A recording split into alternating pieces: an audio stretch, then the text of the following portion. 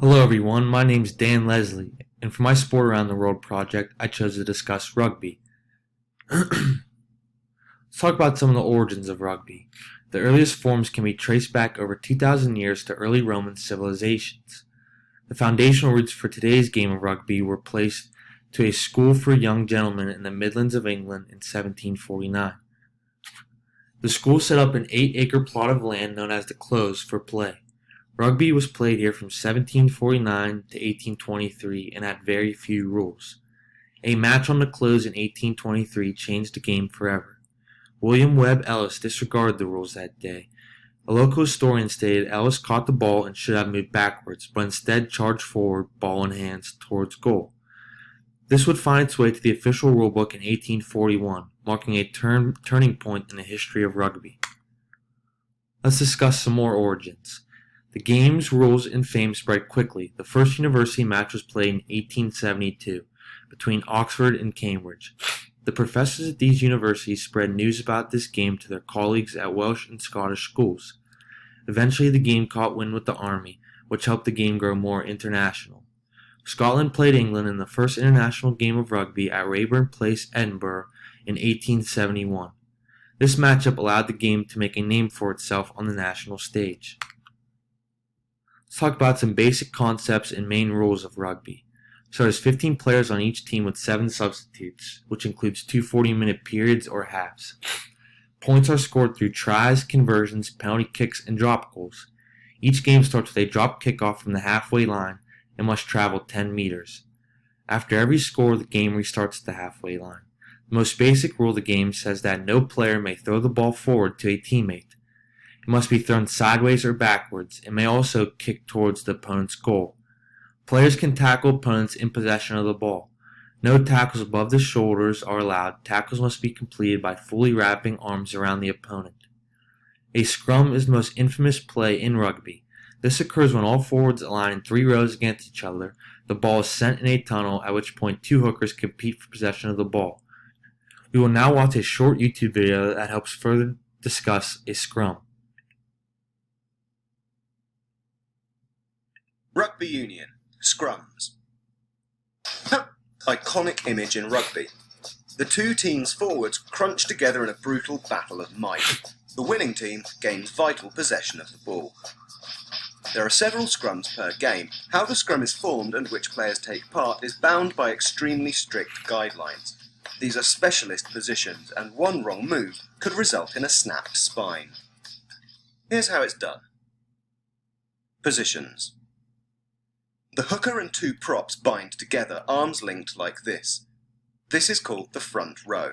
Following that, the 2 locks bind, get down on one knee and put their heads between the prop and the hooker, resting their shoulders underneath the buttocks. This is known as the second row. Behind them is the number 8, and the 2 flankers hang off the sides. Engaging. You'll typically hear the ref say the words crouch, hold, touch, engage when a scrum takes place.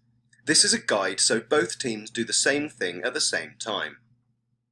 Teams then interlock so that no 2 teammates' heads are next to each other. This is where the push is gentle, the scrum is held steady. Ball in. The scrum half for the team that was awarded the scrum feeds the ball into the tunnel, dead straight so neither team has an unfair advantage. Pro tip. So there was a great video that discussed further what really a scrum is. Now let's talk about some international governing bodies of rugby. World Rugby is the international governing body for rugby. They organize the Rugby World Cup along with other international competitions. They are the leader of 120 national rugby unions, and in 2009 the IOC voted to include Rugby Sevens as a fixture in the Summer Olympics moving forward. Now we will discuss the national and league governing bodies of rugby. An example of a national governing body would be the RFU of England. They are the overseer of all things rugby in England. They run the Premiership Rugby League as well as many minor and amateur leagues. All countries who are a part of the World Rugby Union share a similar national setup as the RFU. In terms of league rugby, however, the governing body is the International Rugby League. They oversee both the Rugby League European Federation and the Asia Pacific Rugby League Confederation.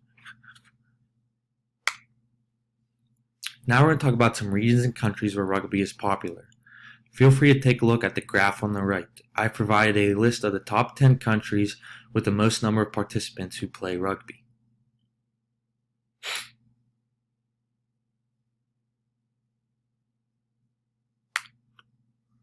Now let's talk about some participation rates. In 2016, the total number of registered players increased from 2.82 to 3.2 million. The total number of non-registered players rose from 4.91 to 5.3 million. And almost 2 million children were introduced to the sport via World Rugby's Get Into Rugby program during the year. Now I'm going to show you a graph that discusses some participation from around the world.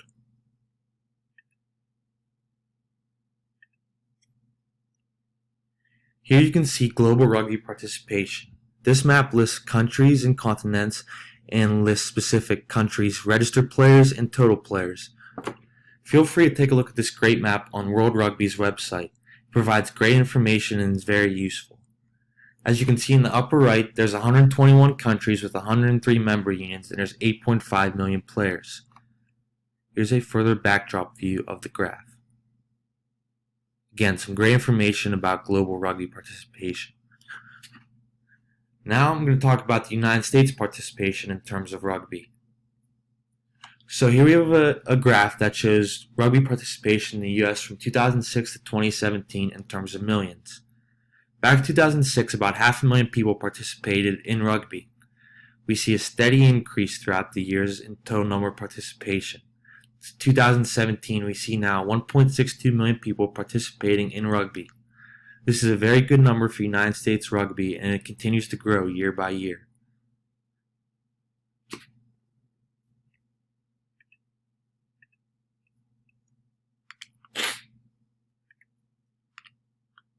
Now let's talk about the profile of participants. WorldRugby.com hides key traits of participants being speed, power, strength, and endurance. During 2016 Summer Olympics, a study was done on height and weight of all participants.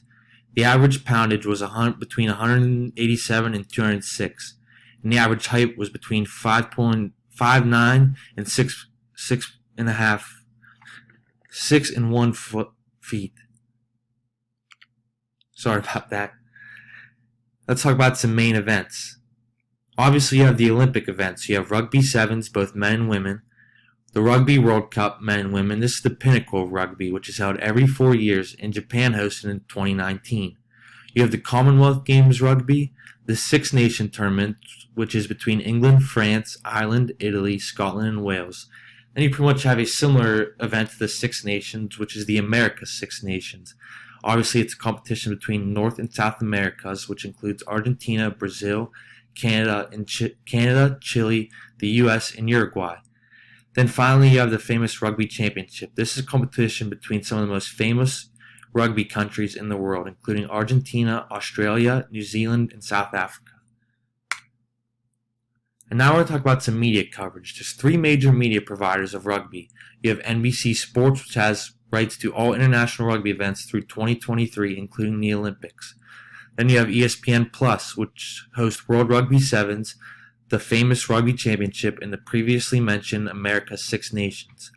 Then you have Fox Sports 2. This hosts some mid-level to lower league rugby, including the National Rugby League and many others. Now I'm going to show you a brief video discussing what a typical broadcast package looks like for rugby matches.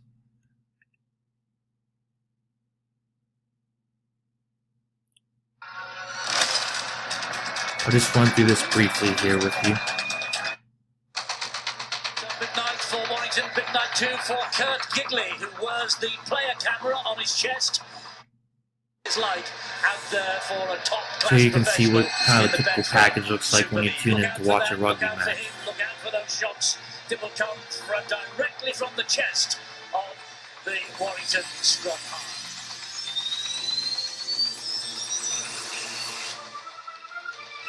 That's the thing. So we're underway in this final match for both sides, really. I find this body cam extremely interesting. You never see this in something like the MLB or NFL.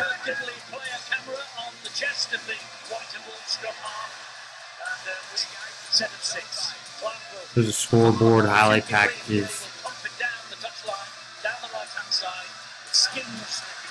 Pretty much a short version of everything that you can expect when you tune into a rugby match.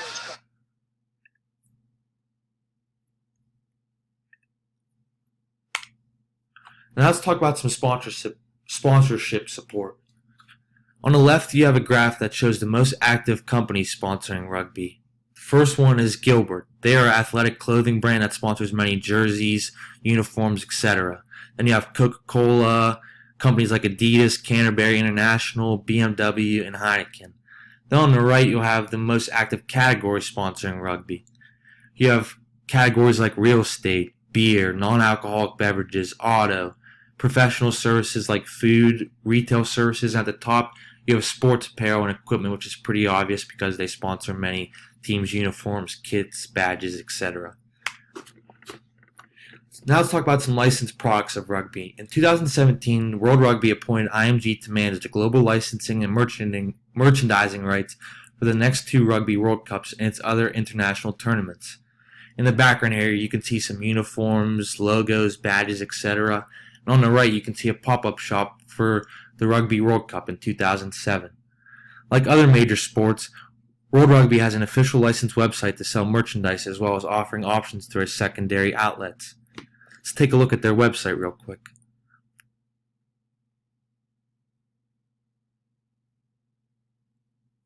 As you can see, it's a very similar setup to what you'd expect from maybe the NFL, MLB, etc. You have fan gear, balls, find your club, footwear, a big homepage with USA and country-like gear. You have some Under Armour outfits right there. Then you have team-specific website. Then you have some stuff that's picked for you. You can see the jerseys, World Cup shirts, Nutcracker right there. All licensed products. That's a very simple and easy setup. So go here if you want to find some more information and even pick up some options from World Rugby. Finally, let's talk about some additional facts. The very first time the national anthem was played at any sporting event was at a rugby match, if you didn't know. It happened in 1905 when Wales played New Zealand. They both sung their national anthem to try and intimidate the opponent. Since 1905, the same whistle has been used to start every Rugby World Cup match. I found this pretty amazing. It is called the Gil Evans whistle, named after Gil Evans, who refereed the last rugby game to be played in the Olympics in 1924. So here's some resources that I used for this presentation. Feel free to click through all of them and you'll find some great information and anything else that you want related to rugby. Thank you everyone for listening in, watching, and appreciating my post, and feel free to post any questions on my Blackboard discussion forum.